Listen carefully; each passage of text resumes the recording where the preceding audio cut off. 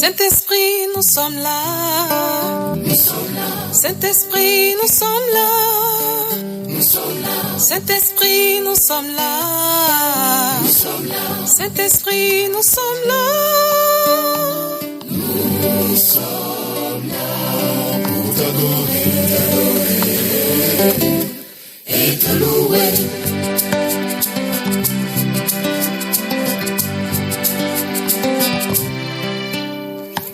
Holy Spirit, we are here. We are here. Holy Spirit, we are here. We are here. Holy Spirit, we are here. We are here. Holy Spirit, we are here. We are here to worship you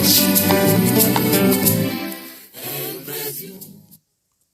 Je me prosterne dans ton saint temple et je célèbre ton nom à cause de ta bonté et de ta fidélité, car ta renommée s'est accrue par l'accomplissement de tes promesses. Le jour où je t'ai invoqué, tu m'as exaucé. Tu m'as rassuré. Tu as fortifié mon âme. Tous les rois de la terre te loueront, ô Éternel. En entendant les paroles de ta bouche, ils célébreront les voies de l'Éternel, car la gloire de l'Éternel est grande. Bien-aimés dans le Seigneur, à partir des versets 1 à 5 du psaume 138 que nous venons d'écouter, recevez nos salutations fraternelles dans le beau nom de notre Seigneur et Sauveur Jésus-Christ. Amen. Prions Dieu. Éternel Dieu, Père de notre Seigneur et Sauveur Jésus-Christ, Père céleste, nous te remercions pour la grâce que tu nous as donnée ce matin. Merci pour cette journée que tu nous donnes. Dieu trois fois saint et éternel, loué sois-tu parce que tu t'es révélé comme Père, Fils et Saint-Esprit. Nous t'adorons, Père et Créateur de toutes choses. Nous glorifions ton amour, ô éternel Seigneur Jésus-Christ, toi qui nous as sauvés. Nous te rendons grâce, Dieu, Saint-Esprit, parce que tu nous gardes par ta parole et ta vérité.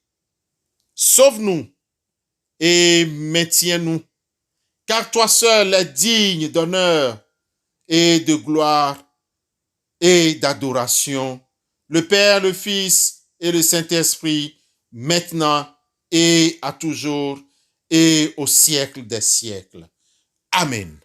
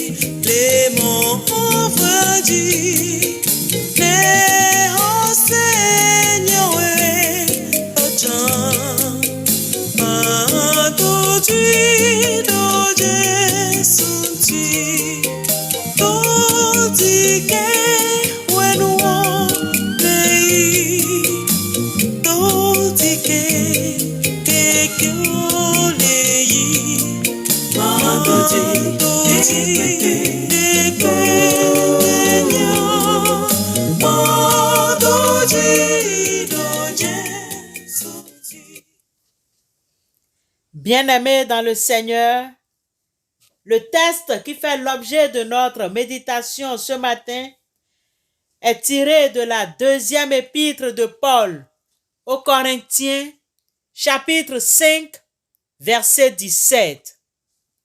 2 Corinthiens 5, verset 17. Nous lisons au nom du Seigneur Jésus-Christ. Si quelqu'un est en Christ, il est une nouvelle créature.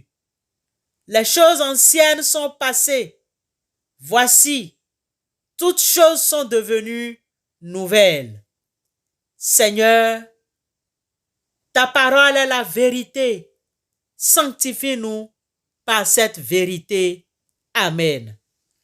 Bien-aimés dans le Seigneur, chers frères et sœurs dans la foi, Paul, l'apôtre, dans sa deuxième lettre aux Corinthiens au chapitre 5, le verset 17, nous annonce que si quelqu'un entre en communion vivante avec le Christ, il devient un homme nouveau. Il est recréé.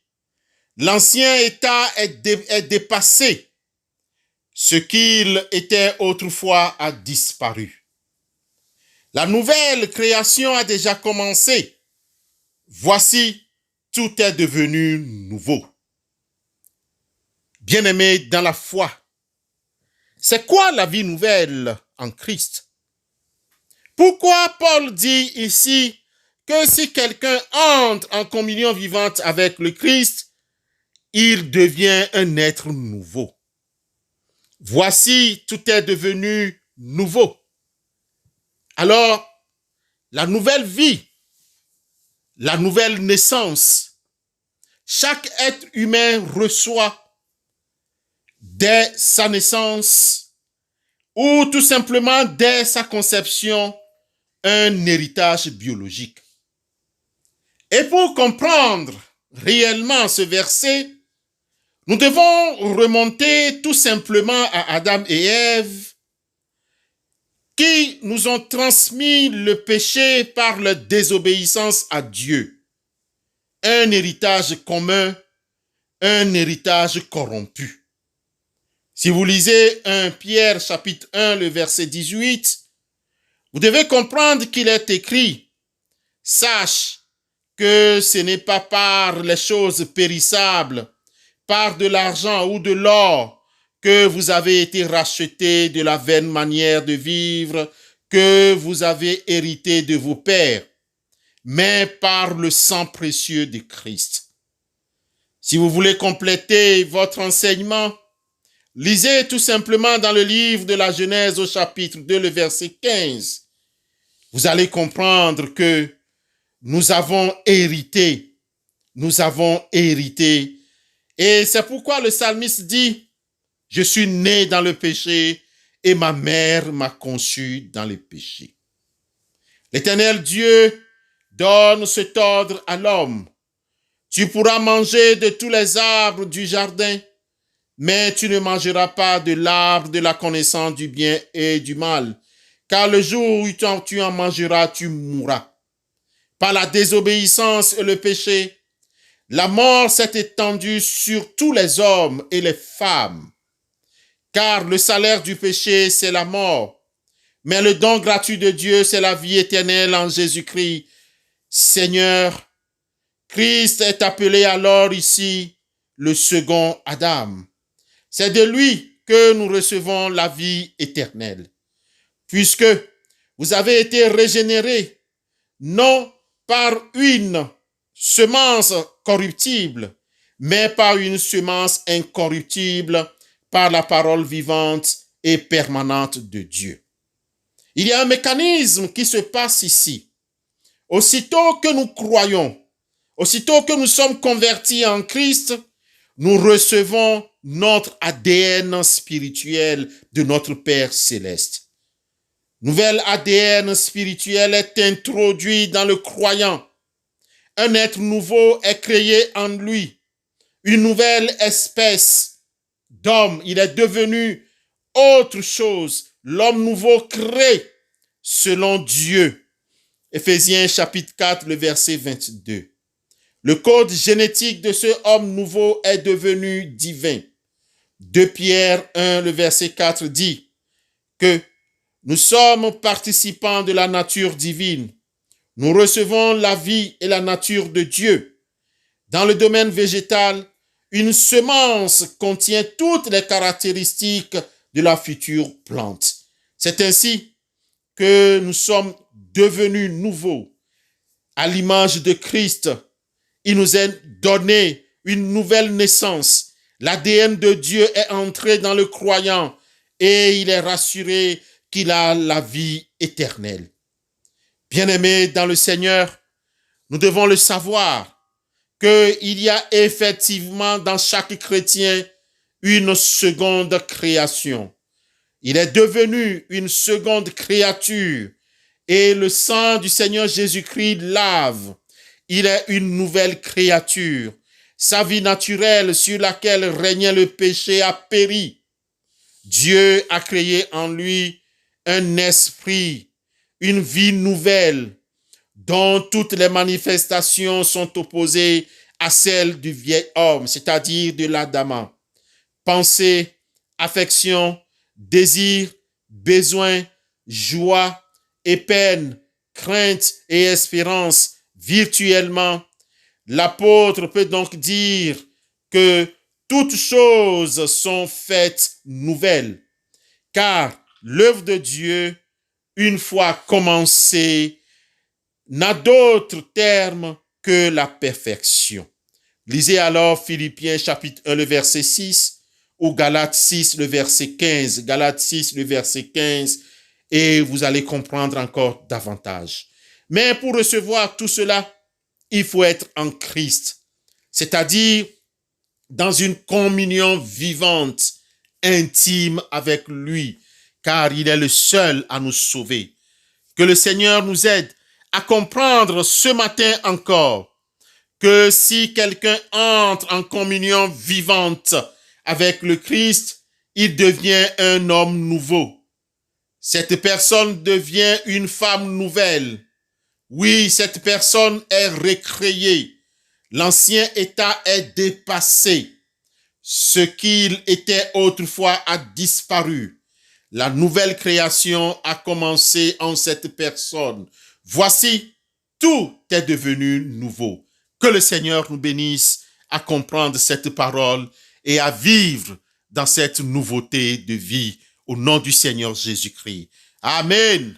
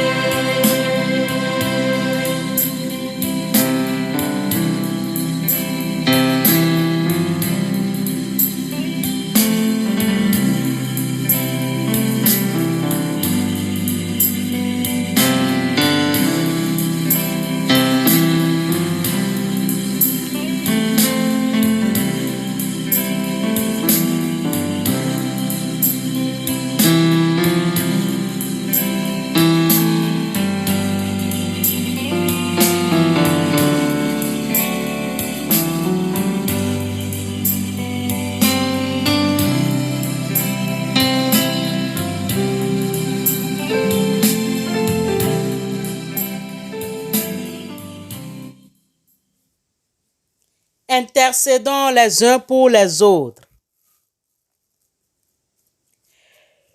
Seigneur, tu nous as ordonné, au nom de Jésus-Christ, de porter devant toi tout ce qui nous préoccupe. Tu nous as promis d'exaucer notre prière. Nous te rendons grâce et louange pour le don de ta sainte parole et pour la force de ton amour paternel. Seigneur, tu as promis que si nous sommes en toi, nous sommes une nouvelle créature. Fais de nous un être nouveau ce matin par la puissance de ton Esprit Saint. Nous te prions pour les serviteurs de l'Église, pour les pasteurs et les enseignants, pour les prédicateurs laïcs et les anciens de nos paroisses, pour tous ceux qui exercent un service et pour le peuple de Dieu dont ils ont la charge. Dieu Tout-Puissant, Père éternel, tu sanctifies et tu diriges toute la chrétienté. Exauce notre prière et fais que ton Église te serve avec tous ses membres et dans la vraie foi, dans la sainteté et dans la justice. Nous te prions, Seigneur, pour tous ceux qui gouvernent, afin que tu les visites et que nous puissions vivre en paix sous leur protection. Père céleste, Dieu de miséricorde, dans ta main sont tous les royaumes de la terre. Nous te prions, regarde avec bonté notre pays et accorde à tous ceux qui nous gouvernent un cœur sage, un bon conseil et une action juste. Que la paix règne chez nous et sur les peuples de la terre. Dieu Tout-Puissant, par ton Fils unique Jésus-Christ et par ta puissante main, détruis les fausses doctrines dans le monde. Préserve-nous des épidémies et des famines. Ouvre les cachots et dénoue les liens. Garde les voyageurs et guéris les malades. Père éternel, tu consoles les malheureux et tu fortifies les faibles. Accueille les prières de ceux qui t'invoquent dans leurs soucis et dans leurs tentations. Donne à chacun ton aide et ton soutien, en particulier dans les détresses. Seigneur notre Dieu, tu veux sauver tous les hommes. Tu veux que personne ne se perde. Regarde dans ta grâce ceux qui sont égarés par le mensonge de l'ennemi.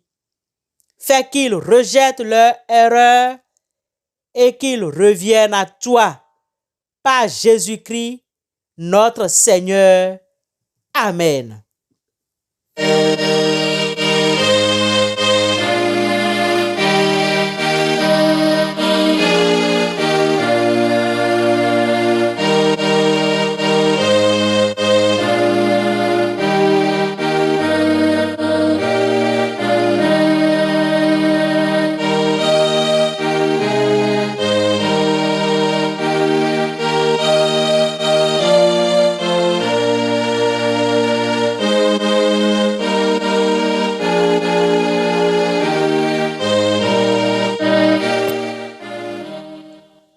Recevons la bénédiction de la part du Seigneur.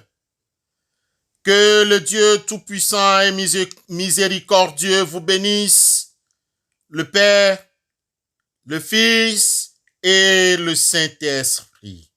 Allez dans la paix et dans la joie de notre Seigneur et Sauveur Jésus-Christ. Excellente journée. Amen.